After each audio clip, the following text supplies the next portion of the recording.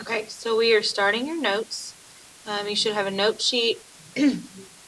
Go ahead and make sure you fill in your date, your page number. The title's already here, and then I want you to take a second and make sure you fill in your learning target right here if you have that blank on your page. Alright, so pause it if you need to do that. And we're going to move on. So flashback, remember what we did last week and how to write the linear equation in slope-intercept form of the line. So reminder, down below, this is slope-intercept form. M is the slope, B is your begin, your y-intercept. So let's refresh our brain on how to do that. So I would have y equals, and then here's where I'm going to put my slope. So I got to figure out what that is. So I got to figure out 2 points where it crosses. Looks like it crosses at all these different places, so then I can just count. See, my line is falling, so this should be a negative slope. And it goes down 1, 2, 3, 4, 5, right 2. Let's check it with that other point and make sure it's the same. Down 1, 2, 3, 4, 5, right 2. So that's the same. So that's M.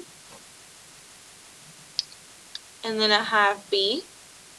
B is where it crosses the y-axis. That's my y-intercept. That's a positive 4. So I would put a plus 4 here. And that's the equation of a line in slope-intercept form if I'm given a graph. Okay, so that's just a reminder, you took a quiz over that last week.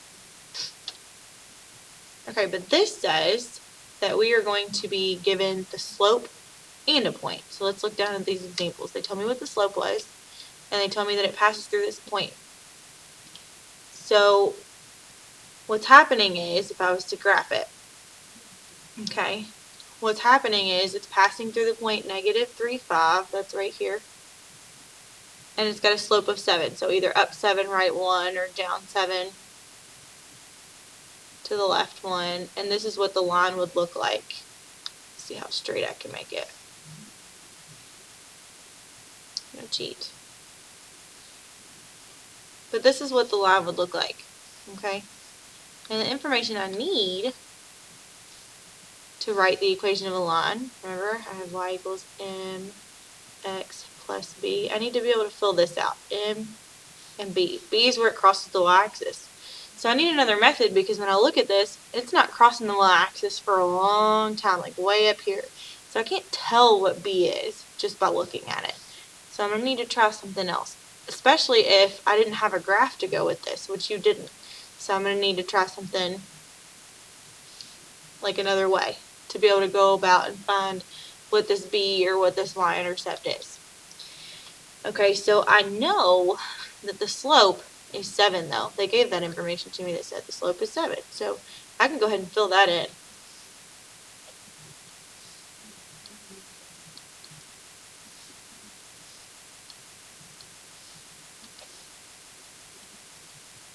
But again, they didn't tell me what my y-intercept is. I don't know that. All they gave me was this point. When they gave me a point, this is actually some good information. They gave me an x and a y. I'll make that y a different color. Let's make it orange. Right? This is the x value, this is the y value. So they gave me this information. I know that it passes through this point. So I can stick a 5 where y is, because that's a y. I already knew that m was 7. I know an x. They told me that x is negative 3. And I still don't know b. But again, I can solve to find that information. So now I'm just going to go about solving my equation. 7 times negative 3 is negative 21.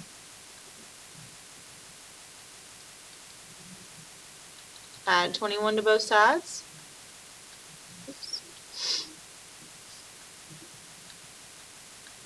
And I get 26 is equal to b. So that means it would have crossed way up here at 0, 26. That's a pain to graph. So this is a much easier method. So all I have to do is take this 26, and it's positive, stick it in b spot. So if I want to write the equation, which is what it asked me to do, I would do y equals, well, what do we get for m? 7. They told me it was 7. X plus b, which we found when we solved it, is 26. So that was example 1.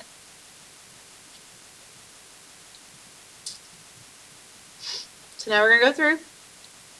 Same thing. And we are going to look at number 2, same way. Okay. Remember, I need the equation. I need y equals mx plus b.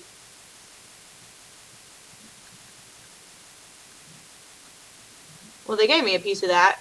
They said my slope is negative 7 over 5, so that's m. So instead of an m, I can put a negative 7 over 5.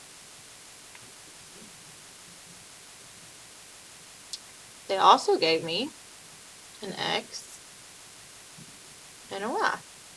So I can plug that in. Instead of a y, I'm going to put a negative 6 equals m was negative 7 over 5. X was 5 plus b.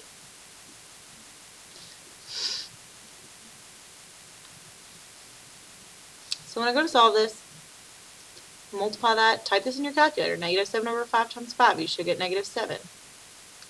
Bring down this plus b you haven't touched. Add 7 to both sides.